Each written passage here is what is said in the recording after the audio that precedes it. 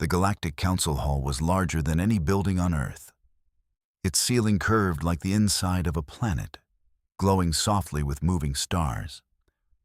Hundreds of alien representatives sat in wide circles, each seat designed for a different species. Some floated in the air. Some rested on mechanical limbs. Others sat behind glowing shields of light. For most species, this place meant power. For humans, it meant danger. Humanity had only recently discovered faster-than-light travel. Compared to the ancient empires of the galaxy, humans were new, small, and considered weak. No natural armor, no sharp claws, no psychic strength, just soft skin and quiet eyes. That was why many aliens whispered among themselves when the humans arrived. The human delegation walked calmly across the polished floor. At the front was Ambassador Helen Wright, wearing a dark blue uniform. Behind her walked a few guards, and at the back was Ethan. Ethan was not important. At least, and that was what everyone thought. He was only an aide, no rank, no special training, no enhanced body, just an average human man with short, dark hair and a calm face. His job was to carry documents, observe, and stay silent unless spoken to. But Ethan was watching everything. He noticed how the air felt heavier near the center of the hall. He noticed how some aliens avoided looking at the central throne. And most of all, he noticed the fear, not from humans, from everyone else. "No, the Queen is coming," whispered a tall, insect-like delegate. At once, the hall grew quiet. Lights dimmed. The stars on the ceiling slowed their movement. A deep sound echoed through the chamber like a heartbeat. Then she arrived. Queen Zira Thal stepped onto the central platform. She was tall, even by alien standards. Her skin shimmered like silver mixed with deep blue. Her eyes glowed faintly, not with anger, but with awareness. A living crown of light hovered behind her head, slowly rotating. This was the ruler of 1/3 of the known galaxy. Wars had ended because of her words. Entire species obeyed her laws. Even the strongest warriors feared her judgment. Every alien in the hall bowed low. Some pressed their bodies flat against the floor. Others lowered their heads and dimmed their lights. The humans followed their protocol. Ambassador Wright bowed respectfully. The guards bowed. Ethan paused. Not because he refused, but because he had been told something very specific before coming here. "Do not bow too low," the human cultural advisor had said. "Some species see that as dishonesty." So Ethan bowed, just enough, calm, balanced, honest. And then he looked up. Queen Zirathal noticed him immediately. She had seen thousands of beings bow before her. Fear was easy to recognize. Submission was boring. But this human, his posture was relaxed. His eyes were steady. His breathing was slow. He was not challenging her, but he was not afraid. Interesting. The queen took her seat, her long form settling gracefully into the throne of light. "The Galactic Council is now in session," she said, her voice clear and smooth, echoing without effort. One by one, delegates spoke. Trade disputes, border disagreements, resource sharing. The humans waited quietly. When it was their turn, Ambassador Wright spoke calmly about peaceful cooperation, shared learning, and mutual respect. And nothing bold, nothing dangerous. Some aliens laughed softly, others ignored her. Queen Zirathal listened without expression. Then, without warning, she raised her hand. Silence fell instantly. Her glowing eyes moved, not to the ambassador, but past her, to Ethan. "You," the queen said. Ethan felt every gaze in the room turn toward him. His heart beat faster, but his face stayed calm. Yes, Your Majesty, he said, stepping forward just enough to be heard. The human guards tensed, and this was not expected. You did not bow as the others did, the Queen said. That is correct, Ethan replied honestly. Gasps echoed through the chamber. A reptilian delegate hissed, "Such disrespect!" The Queen raised one finger. Silence returned. Why? She asked Ethan. Ethan did not rush his answer. In human culture, he said simply, a bow is respect, not fear. I bowed as myself. The Queen studied him closely. She could sense lies. She could sense ambition. From Ethan, she sensed neither. Are you important among your people? She asked. No, Ethan said. I'm just an aide. Laughter spread through parts of the hall. A warrior species representative leaned forward. Then why speak so confidently, human? Ethan turned slightly toward them, still calm. Because confidence is not power, he said. It's comfort with who you are. The laughter stopped. Queen Zira Thal leaned forward. For the first time in centuries, she smiled. It was small, barely noticeable, but it shook the room. You speak as if you are not trying to impress anyone, she said. I'm not, Ethan replied. I'm just being honest. The Queen's eyes softened. How rare, she murmured. She straightened and looked around the hall. You may all continue, she said. But her attention stayed on Ethan. As the meeting went on, she asked questions.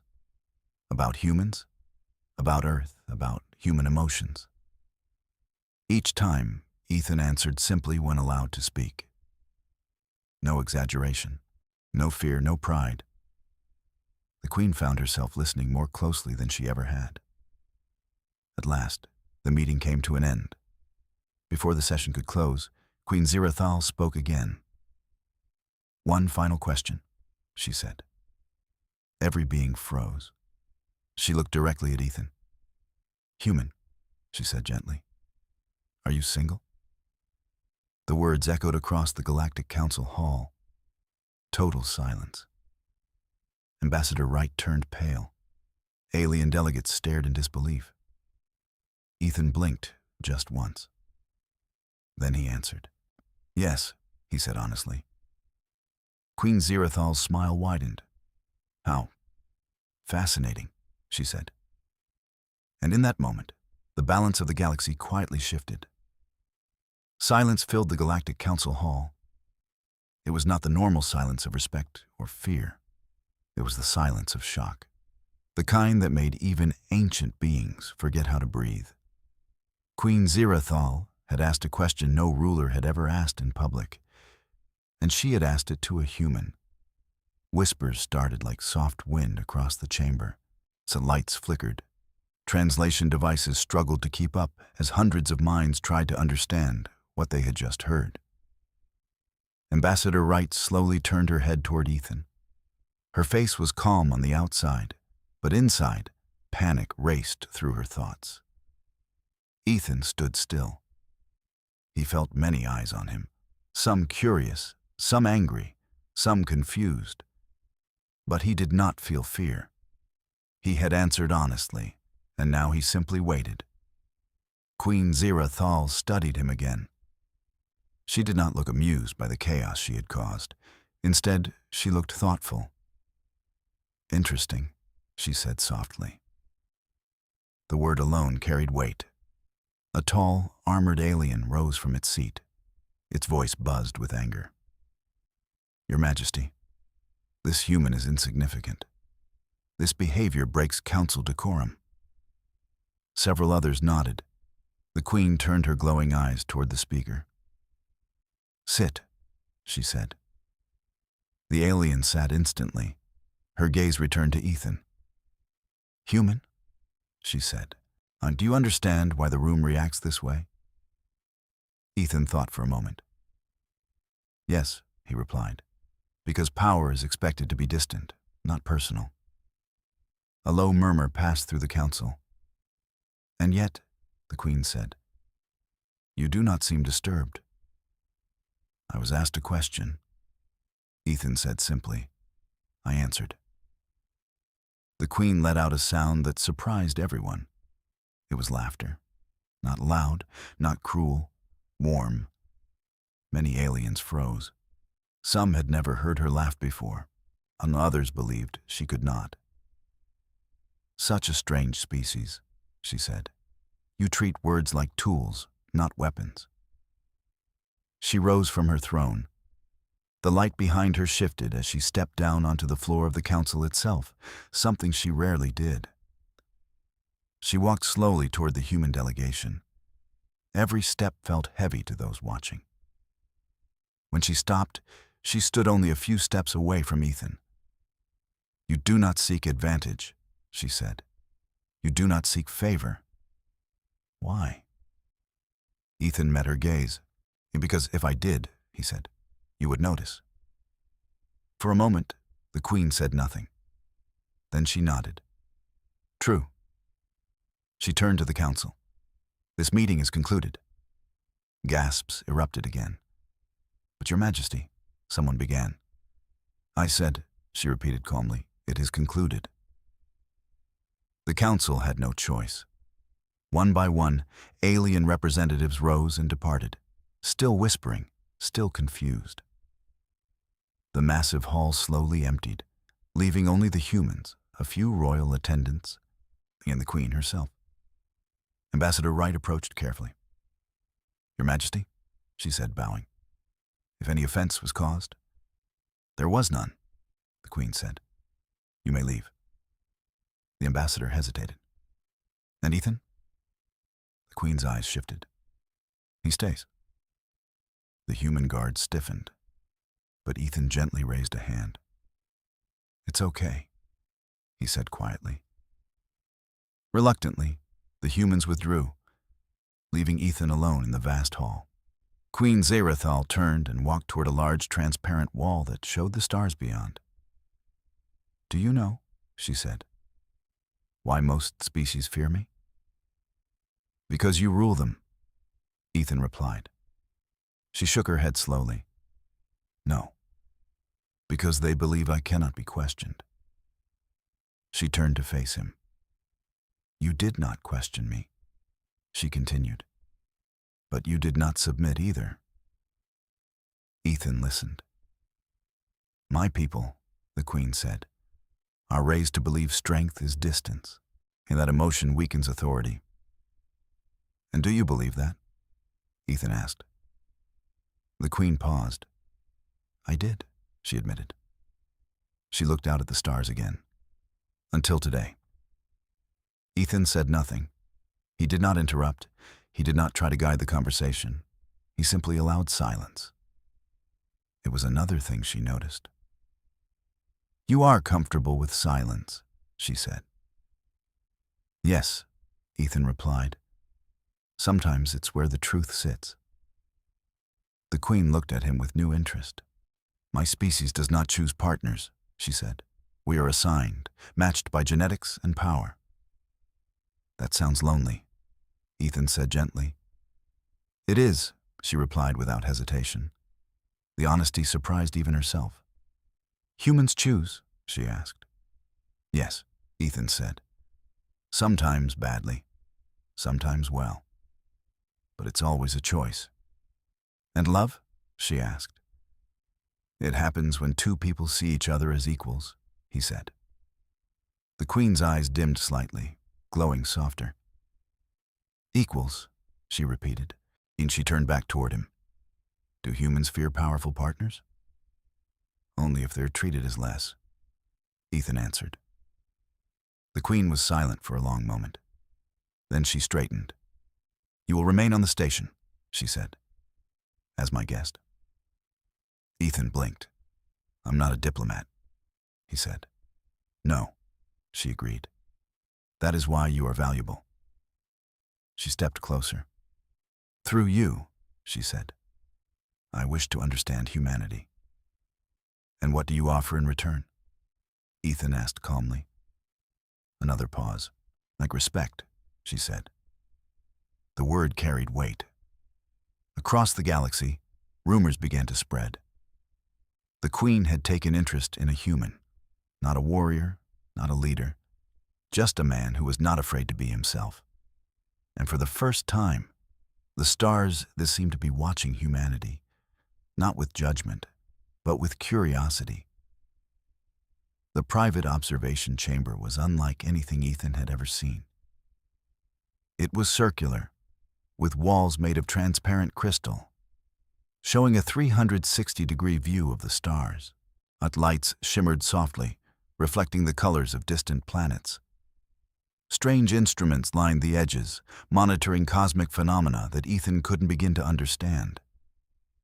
Yet, despite its complexity, the room felt empty, peaceful, almost lonely. Queen Zira Thal stood near the center, gazing at a cluster of purple stars swirling together. Her glowing skin reflected the light of the cosmos. She did not wear her ceremonial crown here, and her normally perfect posture seemed slightly relaxed. Ethan noticed it immediately. For the first time, she looked human. "Do you enjoy looking at the stars?" she asked softly, almost to herself. Ethan smiled. "Yes. They remind me how small we are, and how much there is to explore." She turned toward him. Her glowing eyes seemed softer here, less commanding. "You humans are strange," she said. "So small, yet you hold so much courage." "I don't feel brave," Ethan replied. "I just try to do what is right." The Queen tilted her head, and studying him carefully. Her expression was unreadable, but Ethan felt that her curiosity had grown deeper than it ever had in the council hall. "Do humans truly value honesty over power?" she asked. "I think it depends on the person," Ethan said. "But honesty is respected. It's what makes trust possible." The Queen let the words sink in. In her world, trust was rare. Alliances were made for power, and loyalty was measured in obedience, not understanding. Her subjects were afraid to disagree with her, not because they didn't care, but because they had no choice. "You speak of things I never knew," she said quietly. "Do humans truly choose love for themselves?" "Yes," Ethan replied. "Choice matters more than anything else." Her eyes dimmed slightly, her glow less intense. For the first time, she seemed unsure. "And what of fear?" she asked. "Do humans fear the powerful?" Ethan shook his head. "Not if the powerful treat them as equals. A fear only exists when respect is absent." The Queen considered this. No advisor had ever spoken to her like this. Not one of her ministers, not one of the great generals, and certainly not a human. "You do not fear me," she said finally. "Most would tremble or stumble before even asking a question. But you speak calmly." "I try to understand before I react," Ethan said simply. "Humans value calmness over force," she whispered. "How strange." Ethan smiled faintly. "Aren't we value honesty too? Sometimes it makes a difference more than weapons ever could." She laughed softly, a sound like wind over distant cliffs. She had not laughed like that in centuries. And yet, for some reason, Ethan felt no intimidation. He only felt the weight of her loneliness. "You are not like the others," she said. "You do not try to impress me. You do not hide behind politics. You are yourself." "I think everyone deserves that," Ethan replied. "To be seen as themselves, and without judgment." The Queen's gaze lingered on him. She noticed his small gestures, the tilt of his head, the way his eyes never wavered. There was honesty there. Strength, but not the kind measured by battle. strength of character, courage, humanity. You have made me see my own world differently, she admitted quietly. I thought power alone could command respect. But I see now, respect must be earned, not demanded. Ethan did not speak. He only nodded slightly. That was all she needed. For hours, they spoke. Not of politics or empires, but of life, of choices, of the way species treated one another. Ethan told her about human families, friendships, and even love. The Queen listened with fascination, her usual composure replaced by curiosity, by a longing she did not fully understand. Outside, the stars moved silently, indifferent to kingdoms and councils. But inside the crystal chamber, something shifted. A quiet, unseen change that no other species could notice, except her and him. You make me feel vulnerable, the Queen confessed suddenly. And yet, I do not wish to be afraid. Ethan blinked. It is okay to feel that way. Humans feel fear too, but it does not mean we are weak. Feeling does not make someone powerless. It can make them strong. She stepped closer, the glow from her skin lighting the small chamber. Her eyes reflected 1,000 distant suns. And yet, I am a ruler, she said. I have never known companionship that is not bound by duty. Power has always isolated me. Ethan's voice was gentle. Power does not have to isolate you. You can choose who you allow near you. The Queen studied him in silence. In her mind, centuries of tradition clashed with something she had never experienced before. The possibility of choice. A choice that was not dictated by genetics, duty, or politics. A choice made freely. You speak of freedom, she said softly. And yet, I have never known it. Can a human truly choose, even with all your freedom? Yes, Ethan said. Even imperfectly we choose. And sometimes that choice changes everything. Her gaze drifted toward the stars again. And what choice will I make? She whispered, almost to herself. You will make the one that feels right, Ethan said simply. Not the one expected of you, not the one demanded. The one you want. The Queen turned back to him. For the first time, she did not seem like a ruler of galaxies. She seemed just herself. A being capable of change, capable of emotion, capable of choosing differently. And yet, she said slowly, you are human. You have nothing to gain from this. You do not seek power, position, or influence. You speak only for truth. That is all any of us can do? Ethan replied.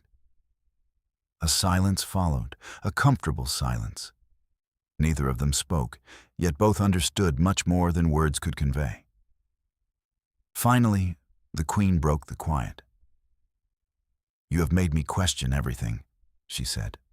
Not just my people or the council or the rules, but myself. And that is why I am here, Ethan said. Not to teach, not to guide, but simply to share what humans know. The Queen's glow dimmed slightly as she regarded him. You make my world seem different, simpler yet richer. And yet, she added, her voice lowering, dangerous. Ethan tilted his head. Dangerous? He asked. Because the galaxy will not accept this, she said. The others will not understand why I listen to a human. They will see it as weakness. I think strength is measured by courage, not by fear, Ethan said. And honesty is stronger than the threat of war. Her eyes softened. For the first time, centuries of command could not hide her emotions. She wanted something she had never had. Understanding, acceptance, perhaps companionship. "You are not like anyone I have ever known," she said quietly. "And yet, I find myself wanting to know more." "You will," Ethan said, "if you allow it." The Queen looked out at the swirling stars one more time. Then she smiled faintly. A smile that was not for the Council, not for her empire, not for her reputation, but for herself. "You will remain here," she said. "Not as a diplomat, not as a guest, but as something different." Ethan nodded. "I will remain, Your Majesty." The Queen's eyes glowed softly. "Through you," she said, "I will learn what it means to choose, to care, to see beyond power." And in that quiet chamber, among the stars and lights, something began to change. Not the galaxy yet, but one heart. One human heart that was brave simply because it was honest. And one queen who realized that the rules she had lived by for centuries might not be the only way to live. Outside, the galaxy turned, vast and endless.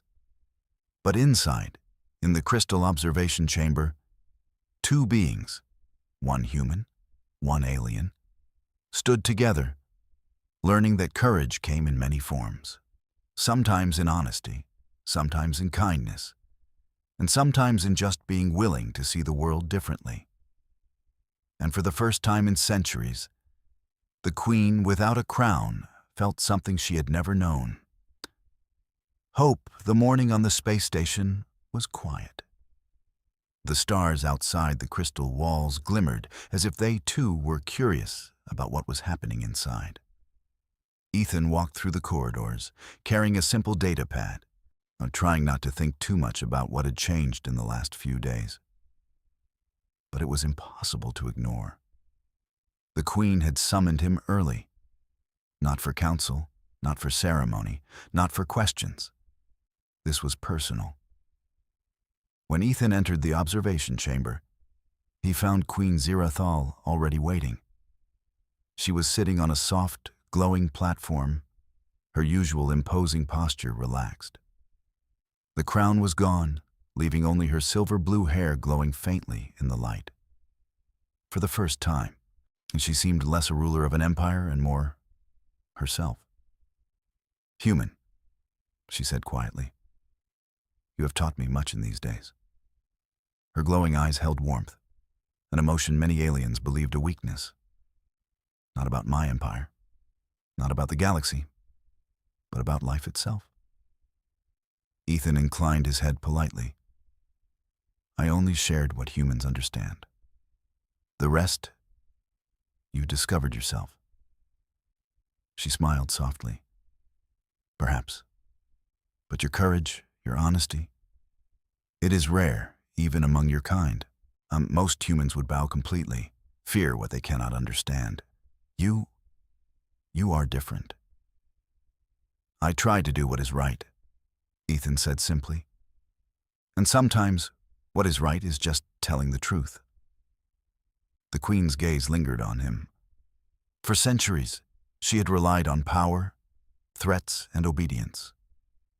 But now, in front of her, stood a human who needed nothing to prove his worth. No rank, no weapons, just his mind, his honesty, and his quiet strength. "You have changed my perspective on many things," she admitted. "I see now that true strength does not come from fear or domination. It comes from understanding, from respect, and perhaps even from love." Ethan blinked, surprised at the confession. He had expected lessons, politics, or curiosity, but not this. Yet he did not turn away. He stayed, calm, silent, letting her speak.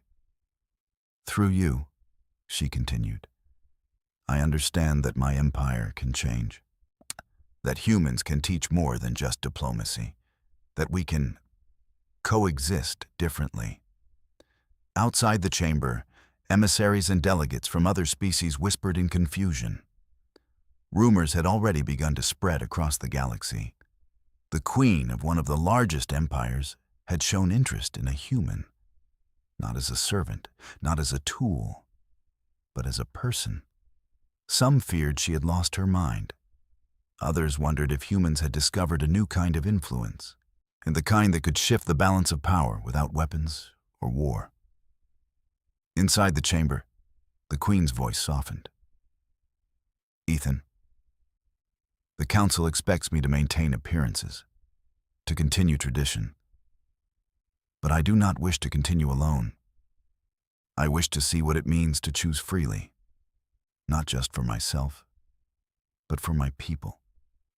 And you have shown me that possibility." Ethan felt the weight of her words. He had not come here seeking recognition, reward, or influence. But the respect in her eyes, genuine and unguarded, was something he could never have imagined. "Your Majesty," he said carefully, "I am only a human. I have no authority here. Whatever you do, it is your choice." She smiled faintly, almost sadly. "Yes, and yet, your presence makes that choice easier.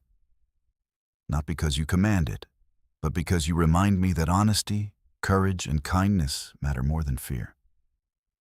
For the first time, the Queen's usual shield of authority softened completely. She stepped closer, and the glow around her shifted from commanding to gentle. "I wish to announce something," she said. "A declaration for my empire and for the galaxy." Ethan's eyes widened slightly. "A declaration?" he asked. "Yes," she said. "It is time to change how humans are viewed in the galaxy. They are not weak. They are not insignificant. And those who doubt them will see that respect can be earned without dominance."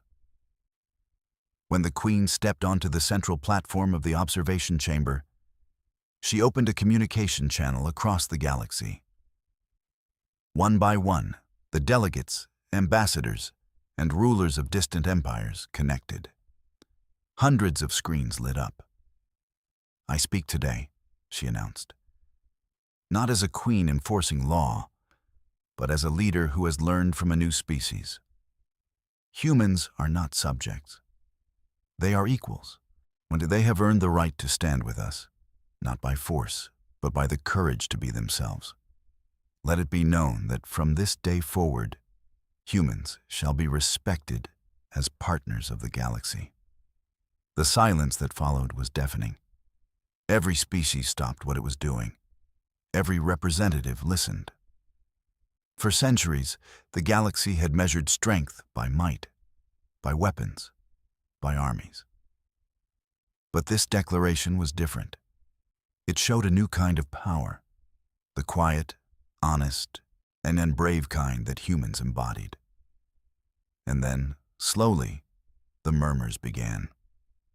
Some questioned her judgment. Some whispered that this could never last.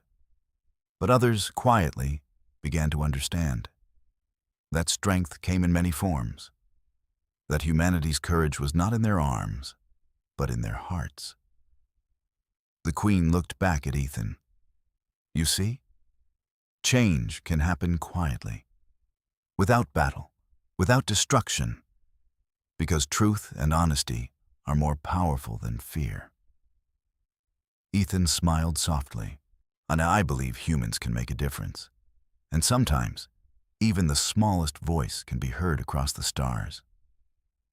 The Queen nodded. "Yes, and for that, I thank you."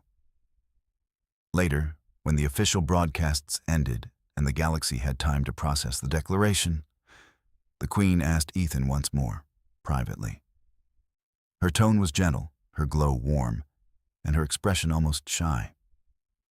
"Human," she said, "are you still single?" Ethan chuckled softly, feeling the weight of the moment. "Yes," he said simply, and with honesty. The Queen's smile widened, genuine and unguarded. "Then, perhaps, this is only the beginning." They walked together toward the panoramic window overlooking the stars. Side by side, they watched the endless galaxies spin silently, unaware that the smallest species on a small blue planet had quietly changed the universe. Humans had not used weapons. They had not conquered worlds. They had not demanded obedience. And yet, through honesty, courage, and heart, they had changed the most powerful being in the galaxy, and through her, the galaxy itself. The Queen turned toward him once more. "Your people, they have much to teach, and I wish to learn it all." Ethan nodded, feeling a warmth that had nothing to do with the stars outside. "Then we can start together," he said. The Queen's eyes softened, her glow shining brighter than before. Not with authority, but with hope, curiosity, and the possibility of something new. And in that moment, humanity's quiet victory was complete. They had not fought with weapons. They had not threatened with armies. They had simply been themselves, and that had been enough to touch the heart of a queen and change the galaxy forever. As the stars continued their endless dance outside the crystal walls, Ethan and Queen Zirathal stood together, not as ruler and subject, not as alien and human, but as two beings ready to see what the future could hold, together, honestly, and with courage. The galaxy had changed, and in that change, humans had found a place not through power, but through the quiet, unshakable strength of being true to themselves.